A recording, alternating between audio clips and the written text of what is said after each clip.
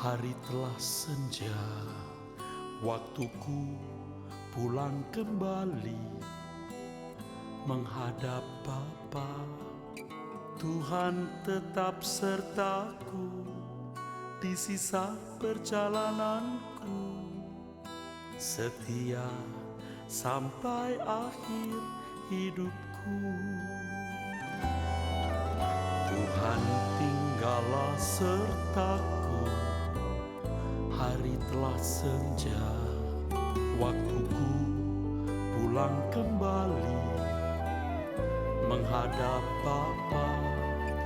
Tuhan tetap sertaku di sisa perjalananku, setia sampai akhir hidupku. Kerinduan hati ini kau dapati, aku setia hidup berkenan di hadapan-Mu. Saat ku menutup mata, tunai sudah panggilanku, menggenapi rencana-Mu Bapa.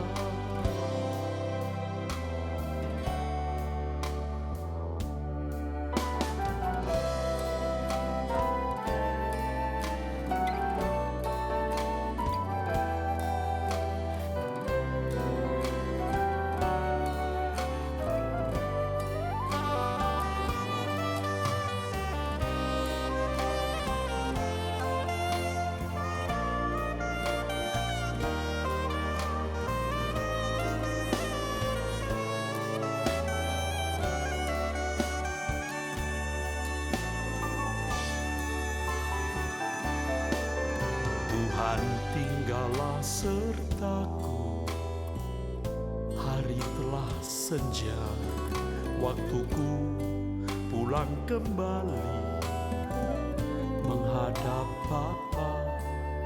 Tuhan tetap sertaku di sisa perjalananku, setia sampai akhir hidupku. Kerinduan hati ini kau dapati, aku setia hidup berkenan di hadapan-Mu. Saat ku menutup mata, tunai sudah panggilan-Mu, menggenapi rencana-Mu Bapa. Kerinduan hati ini kau dapati, aku setia hidup berkenan di hadapan-Mu. Saat ku menutup mata, tunai sudah panggilanku, menggenapi rencana-Mu Bapa. Saat ku menutup mata, tunai sudah panggilanku, menggenapi rencana-Mu Bapa. Menggenapi rencana-Mu Bapa.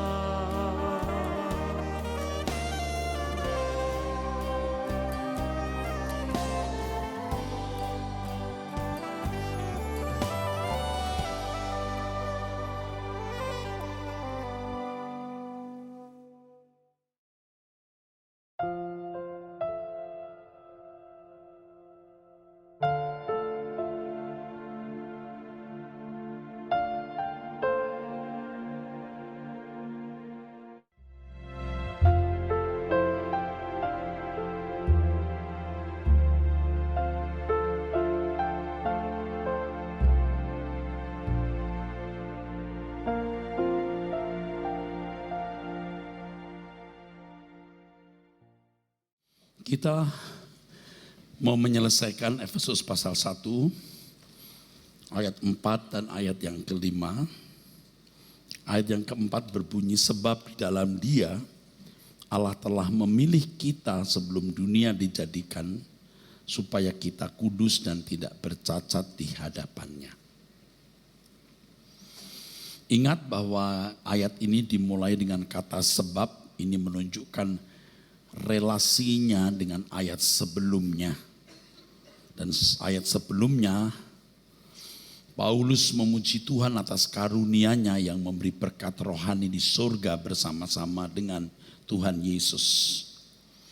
Bapa memilih kita, artinya memilih Paulus dan jemaat Efesus yang menjadi adres atau alamat surat ini.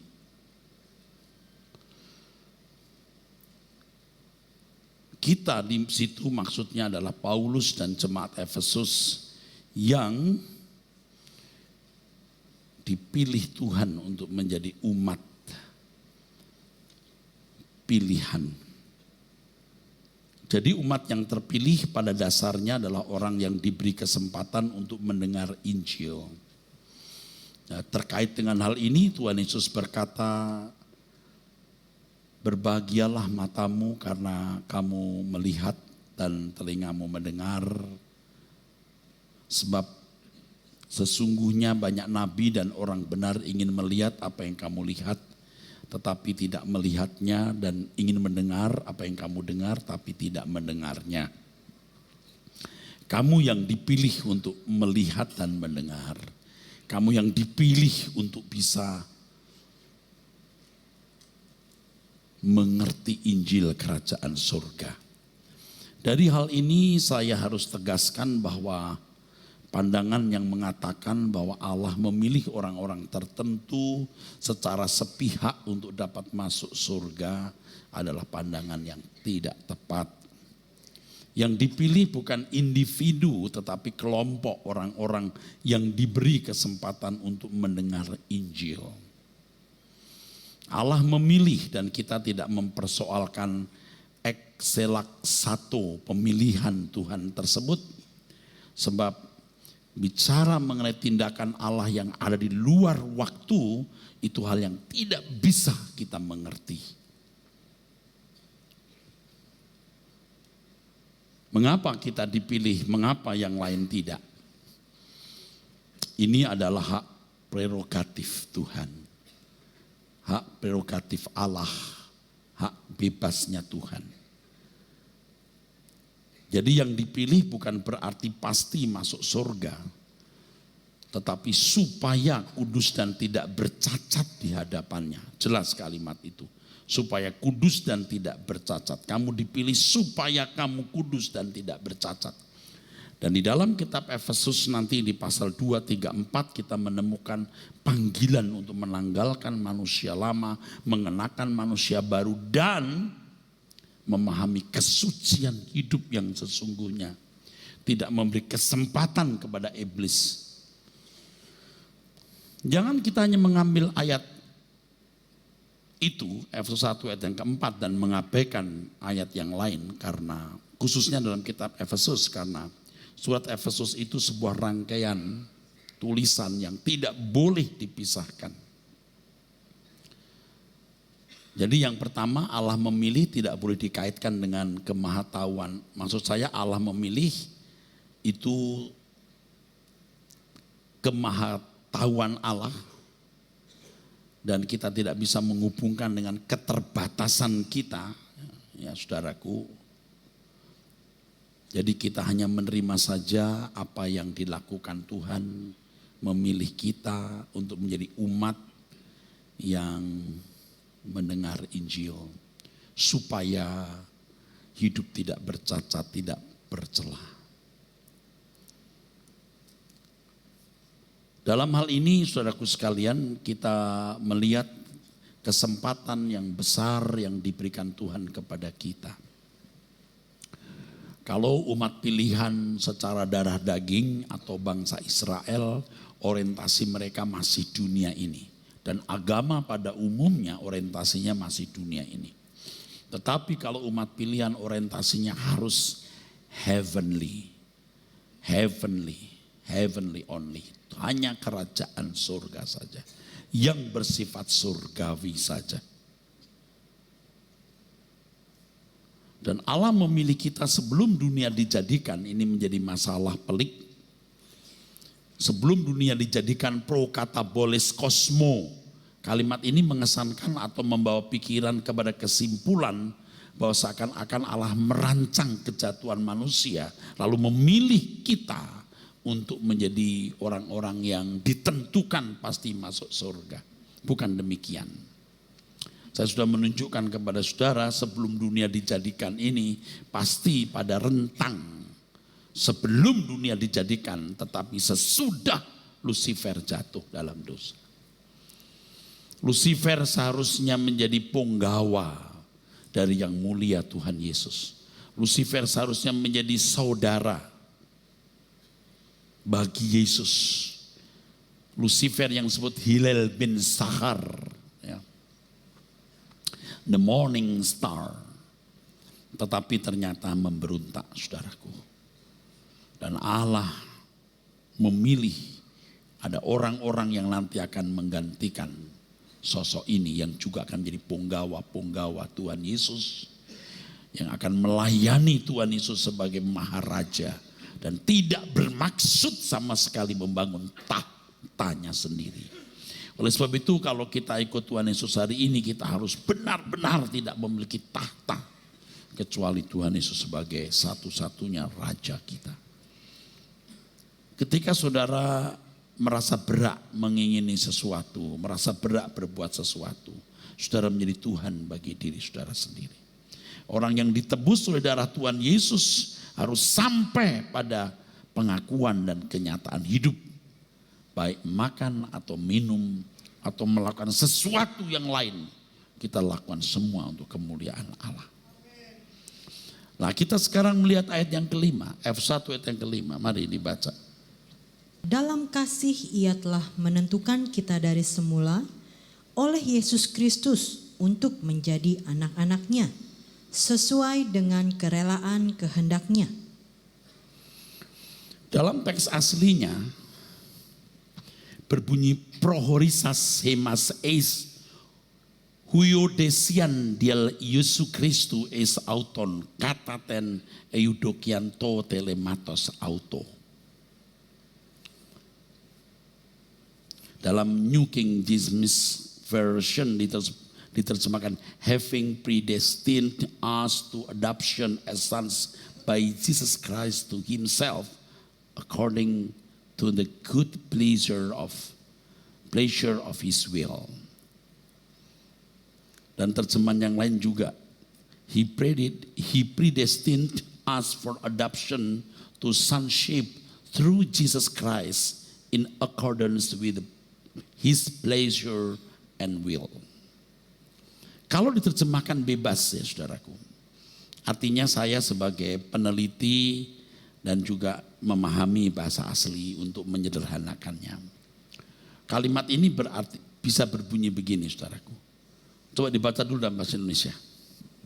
Dalam kasih ia telah menentukan kita dari semula oleh Yesus Kristus untuk menjadi anak-anaknya sesuai dengan kerelaan kehendaknya. Nih, saya terjemahkan sehurufiah mungkin ya.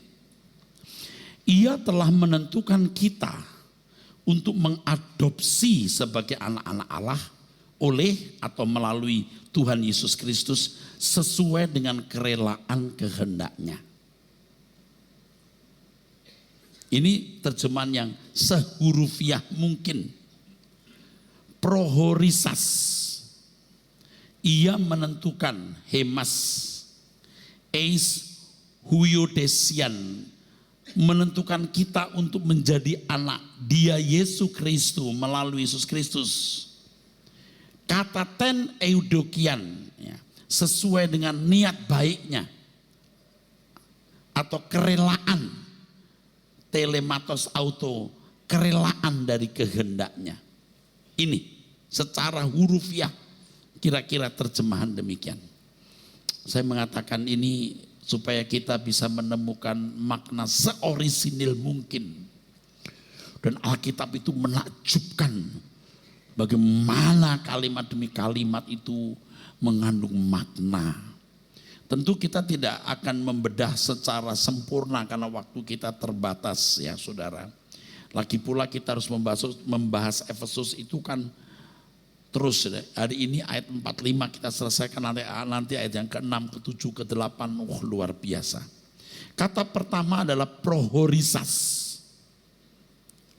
Dari akar kata prohorizo.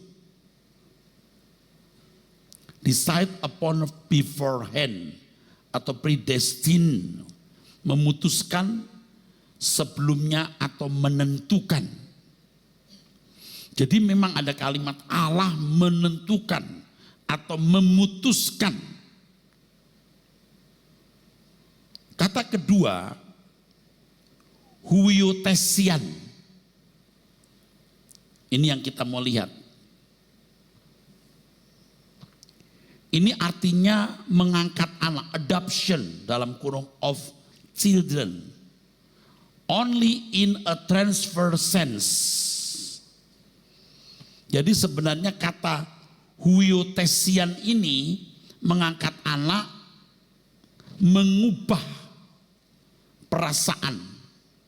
Itu luar biasa. Ini bukan saya mempunyai karangan. Dictionary menulis begitu. Ya. Jadi hanya dalam pengertian merubah. Penekanannya adalah pada kenikmatan penuh hak istimewa ahli waris. Dan sebagai anak-anak Allah kita bukan hanya mensyukuri berkat kekekalan nanti, tapi mensyukuri proses mentransfer kita hari ini. Supaya kamu kudus tak bercacat, ingat itu. Itu privilege. Pengangkatan anak di sini bukan sekedar mengangkat secara status. Bukan hanya status yang diubah, tapi keberadaannya dirubah. Hanya jika merubah perasaan, merubah kodrat. Jadi saya ingin menekankan dalam hal ini yang ditentukan bukanlah individu-individu. Yang ditentukan itu pengangkatan sebagai anak. Bahwa umat pilihan ditentukan menjadi anak Allah. Dan untuk menjadi anak Allah harus ditransform.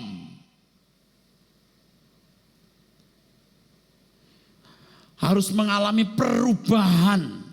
Oleh sebab itu kalau kita menjadi umat yang dipilih, kita mendapat panggilan untuk belajar menjadi murid. Dan untuk menjadi murid tidak bisa tidak, harus meninggalkan segala sesuatu. Kita tidak pernah mengalami perubahan tanpa meninggalkan segala sesuatu. Jadi kalau kita menjadi umat pilihan, berat. Sebab kita orang yang ditentukan menjadi anak Allah. Menjadi anak Allah bukan hanya status yang kita terima dalam pengadopsian itu, tetapi ditransfer, diubah, dipindahkan. Ya memang bahasa tidak bisa sempurna ya saudara, tapi pengertiannya harus benar. Pendekatan terhadap ayat Alkitab tidak boleh hanya linguistik, tapi juga analytical. The analytics harus analisanya benar. Ya. Untuk mengalami perubahan terus menerus dari kodrat manusia menjadi kodrat yang Tuhan kehendaki, berkodrat ilahi, itu privilege. Selama orang itu mau diubah. Jadi panggilan untuk berubah ini harus disadari. Makanya nanti kita membaca Efesus pasal 2, 3, 4, menanggalkan manusia lama, mengenakan manusia baru. Kita yang harus merubah kodrat kita, bukan Tuhan. Kita sendiri. Mana kita bisa Pak? Tuhan memberi kita kuasa. Roh Kudus. Tuhan memberikan kita Injil yang berkuasa menyelamatkan kita. Dia menggarap kita lewat segala keadaan. Respon kita terhadap tindakan Allah itu yang menentukan kita mau diubah atau tidak. Semua tidak terjadi secara otomatis. Coba dibaca lagi ayat yang kelima, pelan-pelan. Dalam kasih, Ia telah menentukan Ia menentukan. Allah menentukan prioritas. Ia memutuskan sebelumnya. Jadi ada orang-orang yang diberi kesempatan lahir di zaman perjanjian baru, mendengar Injil, sehat jasmani rohani secara utuh, diberi possibility, diberi kemungkinan untuk ditransfer.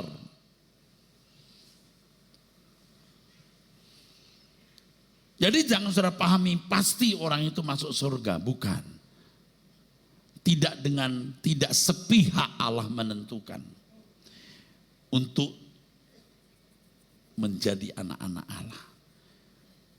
Memberi kesempatan orang-orang tertentu memang sepihak. Predestinnya itu memang dari pihak Allah. Kenapa kita? Kenapa bukan yang lain? Itu prerogatif Allah, itu hak bebasnya. Tetapi kamu dan aku sebagai orang yang terpilih, apakah menang atau kalah tergantung kita. Bukan tergantung Tuhan. Maka Tuhan mengatakan, menanglah kamu seperti aku menang. Itu di kitab Wahyu setiap surat. Tuhan Yesus mengatakan, seperti aku menang, kamu menang. 7 jemaat semua ada kalimat menang ini. Itu tidak otomatis. Berjuanglah kamu. Kerjakan keselamatanmu, katergisisti. Allah akan mengerjakan energeo. Jadi kata kerjakan di situ, kata kerjakan yang pertama dan kedua itu beda ya. Ingat itu, kerjakan keselamatanmu, Allah mengerjakan. Jangan berkata, ya Allah juga mengerjakan. Oh tapi ingat panggilan yang pertama, kita yang mengerjakan, Allah baru memberikan energi kepada kita. Ulangi pembacaannya. dalam kasih, Ia telah menentukan kita dari semula oleh Yesus Kristus untuk menjadi anak-anaknya. Nah, untuk menjadi anak-anak Allah itu mengadopsi. Memang tidak mudah menerjemahkan bahasa Yunani ke bahasa Indonesia, saudaraku. Maka tadi sempat saya bacakan dalam bahasa Inggris. Bahasa Inggris pun juga punya kalimat yang tidak sama persis. Ya, ini kalau saya menggali Alkitab itu bukan 1-2 terjemahan, bisa 7-8 terjemahan, saya periksa semua. Bahasa Yunani pun juga ada 3. Saya cocokkan, oh cocok sama. Nanti kalau ada yang beda, ini beda. Kenapa beda? Kenapa penerjemahan ini beda? Saya harus menemukan. Tapi kalau tidak penting ya tidak perlu saya angkat ke permukaan, nanti tambah ribet. Ini aja udah ribet. Jangan menambah-nambahi huru hara. Jangan menambah-nambahi keribetan. Mengangkat anak. Ya. Ini dalam pengertian mentransfer.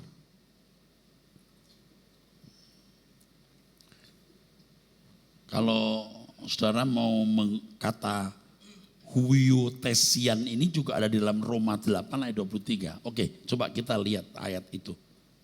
Dan bukan hanya mereka saja, tetapi kita yang telah menerima karunia sulung roh, kita juga mengeluh dalam hati kita sambil menantikan pengangkatan sebagai anak. Loh, emangnya belum diangkat?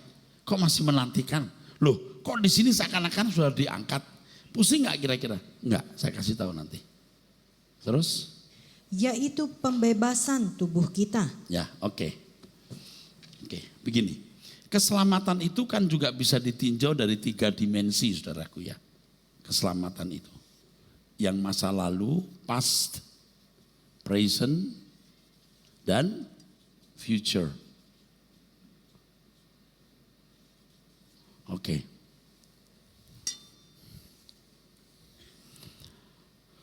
Ini keselamatan Yesus disalib. Keselamatan telah dikerjakan Tuhan, ditinjau dari masa lalu, selesai. Tuhan Yesus tidak mati 2 kali, cukup sekali. Dan tidak perlu ada juru selamat lain, hanya Tuhan Yesus. Present, kerjakan keselamatan itu. mengerjakan keselamatan.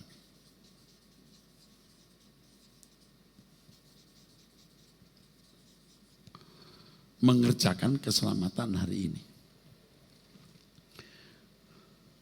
Jadi proses dikembalikan ke rancangan semula. Future, itu tadi. Ketika kita dimuliakan bersama Tuhan Yesus. Sama dengan pengangkatan anak. Di sini. Nah sekarang sama dengan ini saudaraku. Ya. Paralel saudara. Allah menentukan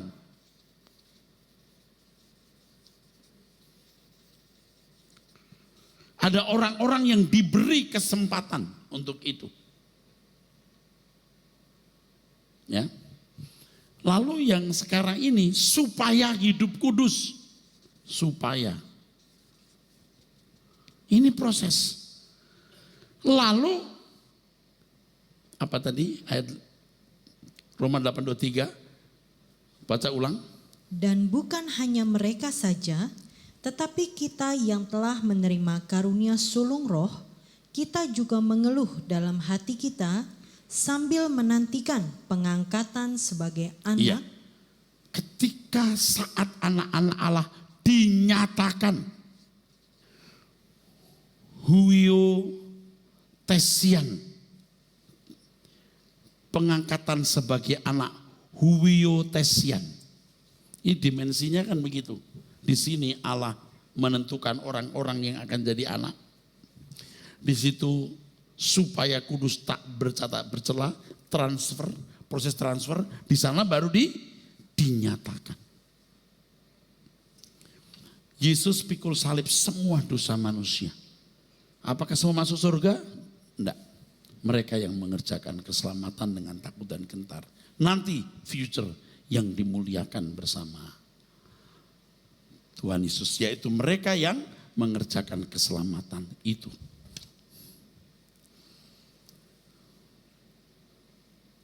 Kata ketiga kita melihat Dia Yesus Kristus.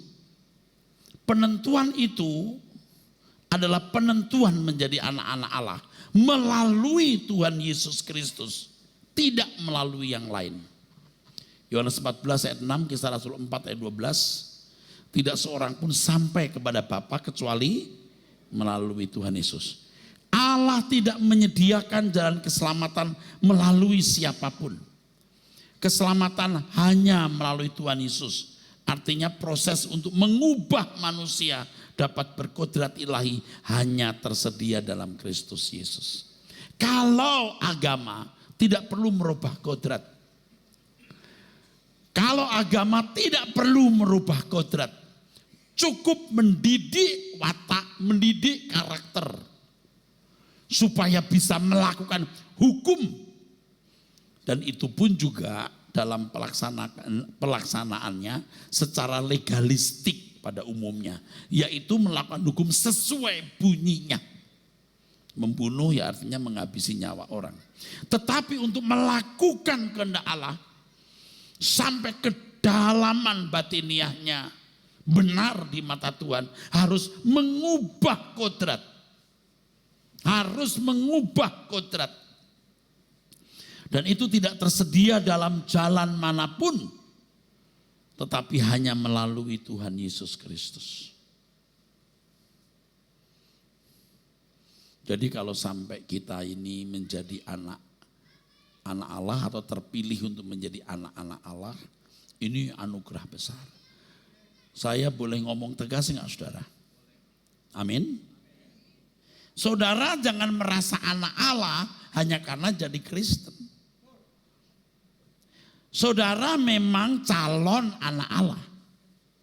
Oke lah secara de jure Anda berpotensi jadi anak Allah. Secara de facto mungkin belum. Kalau kelakuannya masih seperti iblis ya anak iblis saudaraku. Kodrat kita belum diubah. Jadi kita harus benar-benar mempersoalkan keadaanku hari ini berkenan belum. Keadaanku hari ini sudah melakukan kehendak Bapa belum? Aku layak tidak menjadi anak Allah. Ya memang proses kalau anak umur 3 tahun, saudaraku sekalian 4 tahun ya belum dewasa tetap anak. Tetapi dia tidak boleh terus menerus berkarakter seperti anak umur 3-4 tahun kalau sudah usia 20 tahun. Harus proses terus. Dan proses ini benar-benar bertahap. Tidak bisa mencapai kesempurnaan atau keadaan yang berkenan dalam waktu singkat. Tidak bisa, proses. Waktu itu sangat mahal saudaraku. Jadi jangan sia-siakan saudara. Keselamatan hanya dalam Tuhan Yesus Kristus dan kalau kita mengenal Tuhan Yesus Kristus itu luar biasa.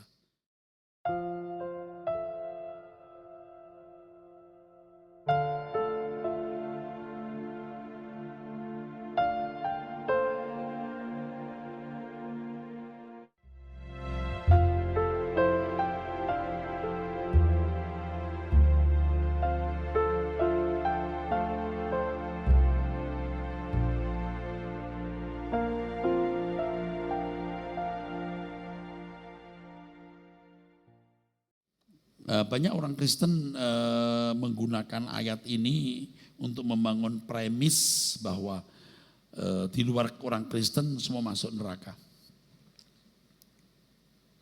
Tidak seorang pun sampai kepada Bapa kecuali melalui aku.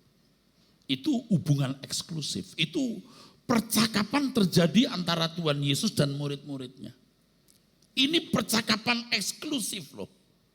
Jangan dibawa di situasi yang berbeda. Ini situasinya ketika dalam kegentingan mereka sedih karena mereka mendengar Tuhan Yesus akan pergi. Jangan gelisah, aku pergi menyediakan tempat bagimu. Dan kalau aku sudah menyediakan tempat bagimu, aku akan datang kembali. Supaya di mana aku ada, kamu ada. Lalu mereka berkata, Tuhan kami tidak pernah tahu siapa Bapak itu, di mana jalannya. Kau lihat aku, kau lihat Bapak. Karena Bapak tidak pernah kelihatan, representasinya hanya Tuhan Yesus, tidak lewat tokoh manapun. Akulah jalan. Sampai kepada Bapak itu bukan hanya sampai di surga. Sampai kepada Bapak itu masuk dalam persekutuan dengan Bapak. Itu luar biasa. Luar biasa. Dulu saudaraku, orang-orang Israel ya, mereka berdoa hanya kepada Allah yang dikenal sebagai Elohim ya. Elohim.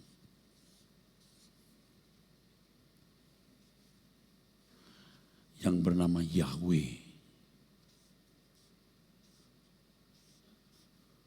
Ya. Mereka tidak tahu siapa yang ada di dalam sini. Nggak tahu. Kita tahu di sini ada Bapa, ada Anak dan Roh Kudus yang melingkupi semua. Percaya nggak percaya? Kita masuk dalam keluarga kerajaan. Engkau dalam aku, Bapa aku dalam engkau dan mereka dalam kita. Kita bisa langsung bicara kepada Bapa dan Tuhan Yesus sebagai pengantara di samping Bapa. Apa nggak hebat saudaraku? Renungkan, ini dahsyat sekali loh. Oleh sebab itu kualitas hidup kita harus kualitas anak Allah. Di mana Yesus menjadi yang sulung. Kalau kita diberi kesempatan untuk menerima adopsi, dunia tidak menarik lagi mestinya. Kita mendapat kesempatan untuk huiotesian, adoption. Dunia mestinya tidak menarik lagi. Harga diri tidak menarik lagi karena kita berharga di mata Tuhan, saudara. Kita dalam hal ini harus benar-benar fanatik dan ekstrim. Memang dunia tidak akan pernah bisa mengerti kita dan nggak perlu mereka mengerti dan tidak perlu kita dimengerti. Ini pilihan kita. Kita menunggu suatu hari anak-anak Allah dinyatakan. Saudara, kalau masih mencintai dunia, masih bisa dibahagiakan dengan mobil, rumah, barang branded, Anda tidak layak untuk kerajaan Allah. Makanya pendeta seperti saya ini harus jadi contoh dulu. Dulu saya belum bisa jadi contoh, tidak jadi contoh. Baru tahun-tahun belakangan ini saya berani berkata demikian karena saya sedang berjuang untuk sungguh-sungguh bagaimana berkenan kepada Tuhan. Baru berjuang. Saya harap tepuk tangan ini untuk Tuhan Yesus. Kita beri kemuliaan untuk Tuhan Yesus, saudara.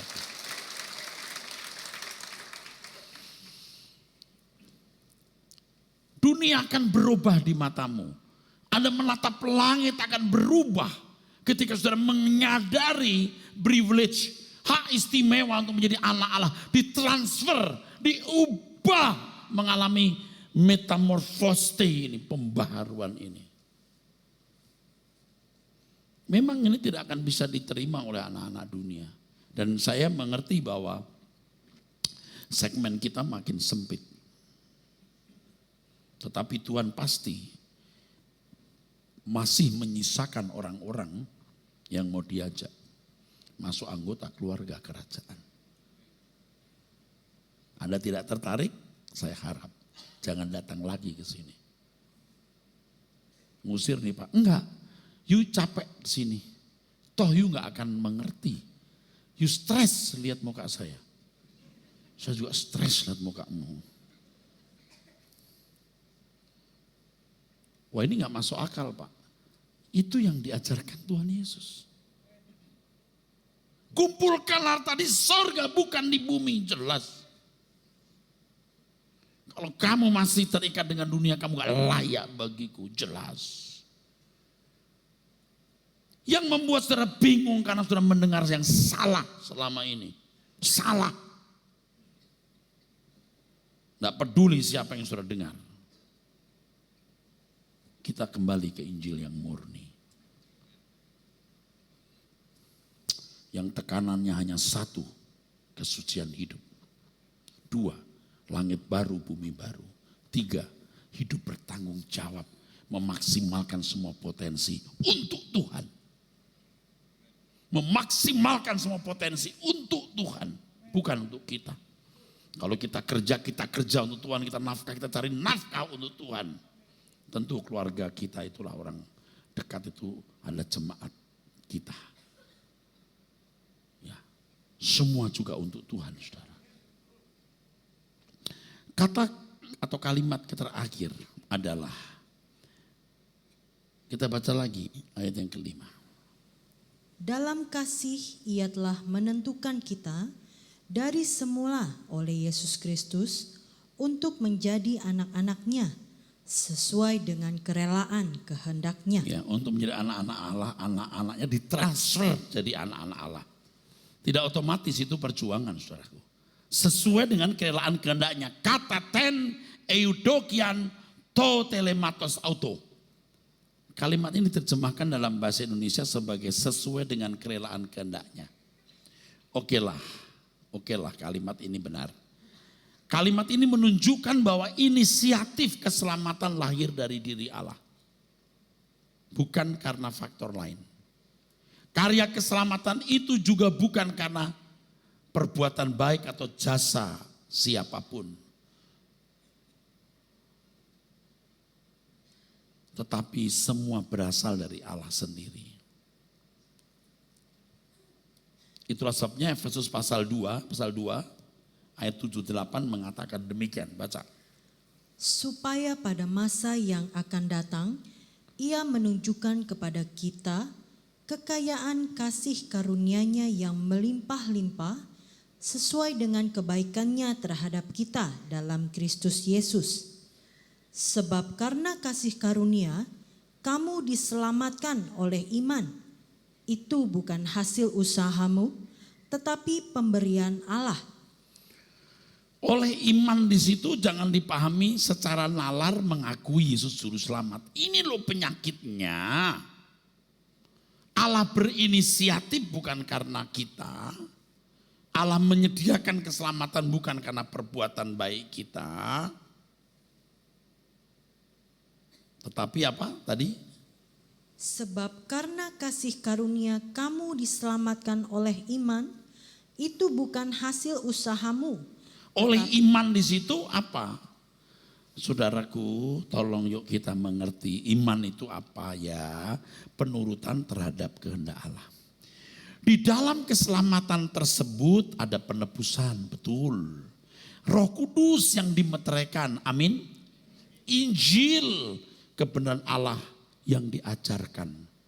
Tanpa Injil gak ada keselamatan. Injil itu kuasa Allah yang menyelamatkan. Tapi enggak dengan sendirinya akan tergambar di otak kita. Harus kita dengar, harus kita pahami, harus kita pelajari. Dan Allah menggarap kita lewat segala keadaan. Kita harus terima itu. Nah, langkah itulah namanya iman. Bukan hanya percaya. Udah ya, Yesus sudah selamat menebus dosa kita. Udah ya, selamat. Itu yang salah. Iman itu tindakan. Tindakan, dan Allah menyediakan Roh Kudus yang dimeteraikan, Injil yang menyelamatkan, harus dipelajari. Dan kalau kita mau menggali, saya tambahkan lagi, untuk mengerti Injil, orang tidak boleh terikat dengan dunia. Kalau orang masih tidak setia dalam hal mamon yang tidak jujur, dia tidak mengerti kebenaran. Yang dalam bahasa Indonesia diterjemahkan harta yang sesungguhnya. Iman itu tindakan. Jangan pakai cara lain. Bukan karena perbuatan, bukan karena melakukan hukum. Ini konteksnya kan manusia itu mencapai Allah dengan kekuatan sendiri. Tidak bisa. Agama itu usaha Allah untuk mencapai.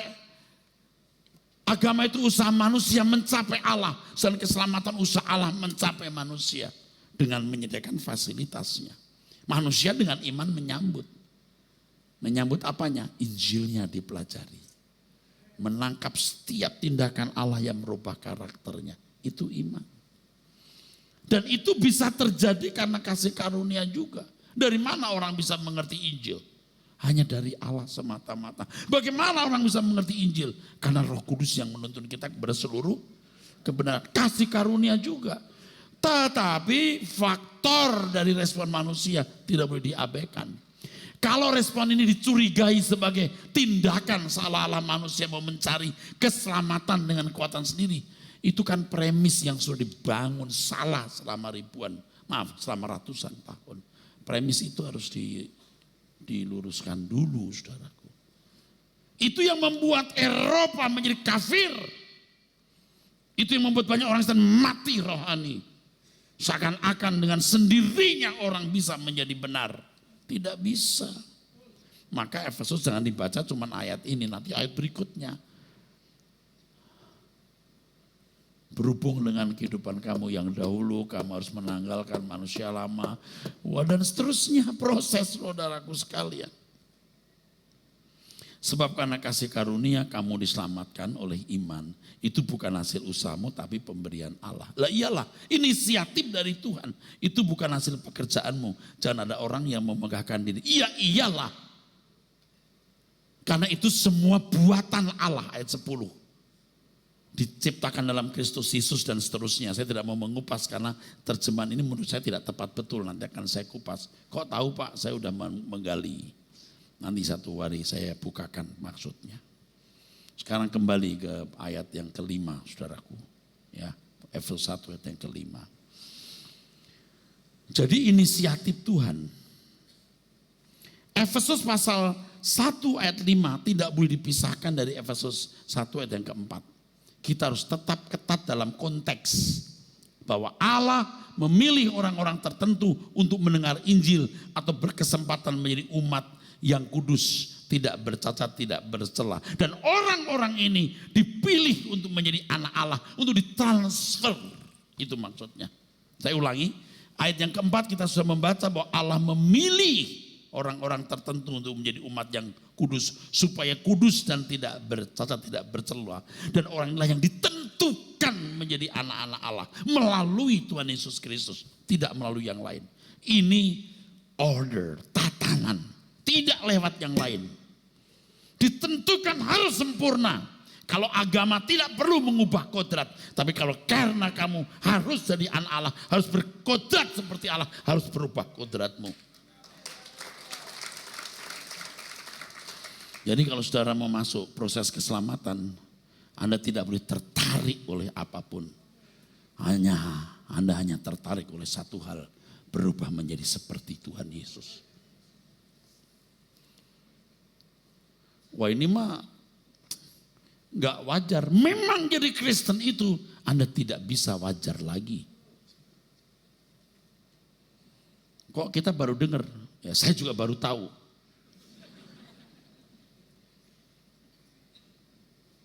Artinya tahu secara mendalam dan mencengkeram jiwa saya. Dulu ya tahu sekilas. Tapi tidak berani membayar harganya. Kenapa? Karena aku masih mau menyenangi daging dan jiwaku. Sekarang sudah begini saudaraku. Sudah saatnya kita mau pulang ke surga. Saya ajak pulang bareng saudara. Orang-orang yang dipilihnya tersebut jika hidup kudus, maka mereka akan menjadi anak-anak Allah. Dalam hal ini yang ditentukan tentu bukan nama-nama tertentu, tapi orang-orang yang berani meninggalkan dosa supaya mereka berkodrat ilahi, saudaraku sekalian. Dan kalau kita membaca Alkitab, saudaraku, kita itu menemukan ayat-ayat yang tidak bisa dibantah. 2 Korintus 6 ayat 17-18, mari kita baca. Saya bukan membela satu doktrin ya. Pokoknya saya nggak mau beribut sama gereja manapun. Nggak mau mencela maksud saya. Tapi menurut saya ini loh yang saya ajarkan. You terima silahkan. Nggak terima ya udah. You tetap saudaraku di bumi ini. Di sana saya nggak jelas tuh sampai enggak. Tapi di sini saudara sebangsa setanah air. Di sini saudara sebangsa setanah air. Atau saudara sesama agama Kristen. Tapi kalau saudara di dalam rumah Bapak, saya tidak berani jamin. Nanti kita selesaikan secara jantan di langit baru, bumi baru. Ya, teruskan baca. Sebab itu, keluarlah kamu dari antara mereka dan pisahkanlah dirimu dari mereka, firman Tuhan, dan janganlah menjamah apa yang najis, maka aku akan menerima kamu. Dan aku akan menjadi bapamu, dan kamu akan menjadi anak-anakku, laki-laki dan anak-anakku perempuan. Demikianlah firman Tuhan yang Maha Kuasa. Sebenarnya ayat ini kan pada mulanya tidak ditujukan untuk orang Kristen. Ini kan kutipan dari ayat-ayat yang ada di dalam Perjanjian Lama, saudaraku sekalian. Tetapi kalau saudara membaca kisah Perjanjian Lama, Tuhan tidak segan-segan membuang bangsa Israel itu. Pada waktu sejarah perjalanan dari Mesir ke Kanaan, sebagian mereka tewas di padang gurun. Pada zaman raja-raja, Tuhan tidak segan-segan membuang mereka. Bahkan pada akhirnya hal yang paling tragis, Tuhan membiarkan bait Allah jatuh ke tangan bangsa kafir dan dirusak. Tembok-tembok Yerusalem dihancurkan. Tuhan tidak segan-segan menolak umatnya itu. Kalau dalam Perjanjian Baru, Alkitab mengatakan semua itu menjadi contoh bagi kita. Artinya paralel. Kamu bisa ditolak. Jangan berkata, kalau kita dipilih Pak nggak bisa ditolak. Maksudnya dipilih itu apa dulu? Dipilih itu maksudnya kelompok orang yang diberi kesempatan. Bisa ditolak. Bisa bagi kamu yang tidak mengerjakan keselamatan dengan takut dan gentar. Semua itu menjadi contoh bagi kamu. Supaya jangan kita melakukan kesalahan, keras kepala dan seterusnya. Jelas. Kalau di Roma pasal 11, Paulus mengatakan begini. Mungkin kamu akan berkata ada cabang-cabang yang dipatahkan supaya aku orang Kristen dicangkokkan di antaranya sebagai tunas. Betul. Aku akan memanggil orang bangsa yang bukan umatku jadi umatku. Memang telah dinubuatkan. Baiklah mereka dipatahkan, orang Israel dipatahkan karena ketidakpercayaan mereka. Dan kamu orang Indonesia, kamu orang Tionghoa, kamu orang Jawa, orang Ambon, orang Manado, orang Kalimantan, kamu tegak tercacak karena iman. Janganlah kamu sombong, tetapi takutlah. Sebab kalau Allah tidak menyayangkan cabang-cabang asli, Ia juga tidak menyayangkan kamu. Saya nggak tahu ayat begini mau dipelintir kemana. Jelas. Sebab itu perhatikanlah kemurahan Allah juga kekerasannya, yaitu kekerasan atas orang-orang yang telah jatuh. Tetapi atas kamu kemurahannya, yaitu jika kamu tetap dalam kemurahannya. Bukan unconditional, conditional. Jika tidak, kamu pun akan dipotong juga. So jelas. Dan banyak ayat yang bicara demikian. Tapi Pak, ada ayat yang mengatakan begini, begono begini. Oke, mari saya bedah. Pasti salah kamu melihatnya.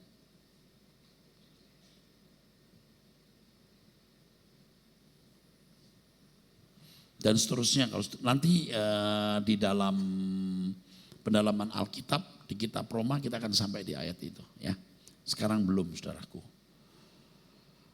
Jadi Bapak Ibu saudaraku sekalian, aspek yang harus dipahami bahwa kalimat menentukan dari semula oleh Yesus Kristus jelas menunjukkan penunjukan menjadi anak Allah hanya oleh karya Tuhan Yesus Kristus, bukan karena jasa kebaikan manusia. Jadi penentuan itu terkait atau berorientasi pada karya Kristus, bukan berorientasi pada penentuan manusia-manusia tertentu yang dijadikan anak Allah.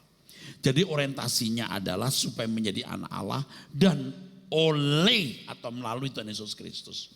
Jadi orientasi penentuan itu bukan pada individu, tapi pada standar yang harus dicapai menjadi anak Allah. Dan caranya Tuhan Yesus Kristus. Allah tidak punya tatanan lain, tidak lewat cara lain, hanya lewat Tuhan Yesus. Maka Tuhan berkata, I am the way, the truth, and the life. No one comes to the Father except by me. Akulah jalan, kebenaran dan hidup. Tidak seorang pun sampai kepada Bapa kecuali melalui aku. Tidak mungkin pengertian menentukan berarti Tuhan memilih jemaat Efesus pasti tidak binasa. Sebab di Wahyu pasal 2 kita baca. Wahyu pasal 2 ayat 4 dan 5. Nanti kalau di rumah baca keseluruhan. Ini kitab Efesus. Maksud saya ini jemaat Efesus. Jemaat yang ditegur Tuhan. Ingat saya sudah memberikan introduksi di pendahuluan mengenai kota Efesus. Pernah menjadi kota terbesar. Dengan jumlah penduduk terbesar pada abad pertama. Ya, ini kota bandar besar saudaraku sekalian. Perjumpaan berbagai budaya. Ada banyak kuil-kuil dan telah saya sebut nama kuil-kuil itu termasuk yang terbesar. Dewi Artemis menjadi satu dari 7 keajaiban dunia. Dan menjadi kota metropolis kedua setelah Roma pada zaman kekaisaran Roma. Ya saudaraku, ini kota besar, gak main-main. Ya, ayat 4. Namun demikian aku mencela engkau, karena engkau telah meninggalkan kasih-Mu yang semula. Sebab itu ingatlah betapa dalamnya engkau telah jatuh. Bertobatlah dan lakukanlah lagi apa yang semula engkau lakukan. Coba, Jangan hanya lihat kitab Efesus pasal 1. Ini rentang waktunya 30-40 tahun, paling lama 50 tahun, gak lebih. Ini orang-orang yang sama atau minimal generasi yang belum berbeda jauh atau tidak berubah. Loh kok bisa loh? Kamu mesti bertobat. Ulangi. Mulai kesel saya. Enggak, karena orang sempit berpikirnya. Mau menang sendiri dengan premisnya yang tidak tepat. Kita harus melihat Alkitab dengan kacamata yang jujur. Baca, sebab itu ingatlah betapa dalamnya engkau telah jatuh. Siapa? Jemaat Efesus telah jatuh. Jangan bilang tidak bisa jatuh. Bertobatlah dan lakukanlah lagi apa yang semula engkau lakukan. Dulu pernah baik, sekarang kamu tidak baik. Tidak heran kalau Paulus menasihati jemaat Efesus. Jangan beri kesempatan iblis. Kesempatan itu topon dalam bahasa aslinya. Foothold, pangkalan. Jangan memberi pangkalan. Terus ayat berikutnya, kalimat berikutnya. Jika tidak demikian, tidak bertobat maksudnya. Aku akan datang kepadamu dan aku akan mengambil kaki dianmu. Apa artinya kaki dian? Kehadiran Allah. Jikalau engkau tidak bertobat, jelas. Kok bisa loh? Jemaat Efesus yang ini sudah kepilih, gak mungkin binasa. Kok bisa loh yang ngomong begitu? Kasihan loh jemaat yang diajar. Jadi kaku-kaku tuh lihat. Dia pikir sudah selamat lalu tidak mengerjakannya dengan takut dan gentar. Kalau bicara soal mengerjakan keselamatan, sungguh-sungguh dicurigai sebagai kesombongan atau usaha untuk selamat dengan kekuatan sendiri. Loh kok bisa loh? Kamu membunuh gairah yang benar untuk menjadi manusia yang berkenan di hadapan Allah. Nah ini di sini yang saya susah, saudaraku. Susah. Lihat nih, udah mulai ketekuk ini, udah mulai darah saya mau naik. Ini. Susah hati saya, saudara. Bukan marah, mau kesel gimana. Lihat korbannya luar biasa. Termasuk saudara ini loh korbannya. Ya udah selamat atau setengah selamat atau yakinlah nanti selamat. Makin tua saya makin meyakini saya selamat. Lalu kalau saudara yakin sudah selamat lalu bisa selamat. Loh, saudara pikir Tuhan saudara atur dengan pikiran. Saat ini saudara mulai berjuang di hadapan Allahku sudah melakukan kehendaknya belum? Serius memikirkannya. Bukan hanya meyakini aku nanti mati masuk surga. Makin tua aku akan meyakini. Tidak bisa begitu. Jangan merasa apa yang kau yakini. Rasakan apa yang kau alami. Tidak bisa main-main jadi Kristen itu saudaraku. Teruskan. Kalimat berikutnya dibaca. Sebab itu ingatlah betapa dalamnya engkau telah jatuh. Bertobatlah dan lakukanlah lagi apa yang semula engkau lakukan. Terus? Jika tidak demikian, terus? Aku akan datang kepadamu dan aku akan mengambil kaki dianmu dari tempatnya, jikalau engkau tidak bertobat. Kalau baca ayat berikutnya, lihat. Tetapi ini yang ada padamu, yaitu engkau membenci segala perbuatan pengikut-pengikut Nikolaus, yang juga kubenci. Ini ajaran tidak benar. Bisa menyusup. Ajaran setan. Bisa menyusup.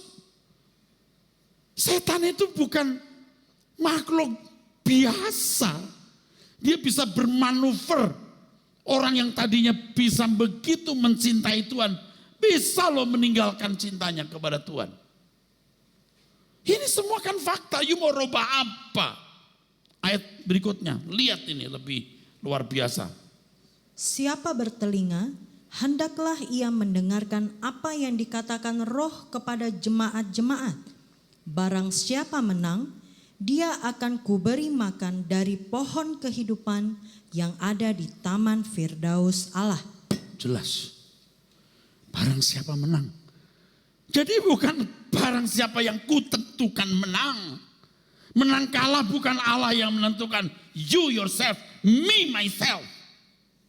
Amin.